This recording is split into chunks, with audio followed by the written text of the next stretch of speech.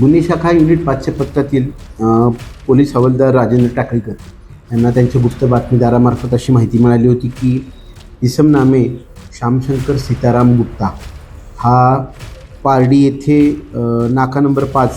येथे त्याच्या गुप्ता किराणा स्टोअरमधून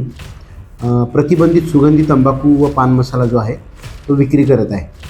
अशी माहिती मिळाली होती। सदर बातमीची शहानिशा करून गुन्हे शाखा युनिट 5च्या पथकाने श्यामशंकर सीताराम गुप्ता यांचे नाका नंबर 5 येथील गुप्ता किराणा स्टोअर येथे छापा कारवाई करून त्यांच्या दुकानातून प्रतिबंधित असलेला सुगंधी तंबाखू व पान मसाला याचा एकूण 55,720 रुपयाचा मुद्देमाल जो आहे तो जप्त करण्यात आलेला आहे व सदर प्रकरणात राजेंद्र टाकळीकर यांच्या फिर्यादीवरून आरोपी श्यामशंकर गुप्ता यांच्याविरुद्ध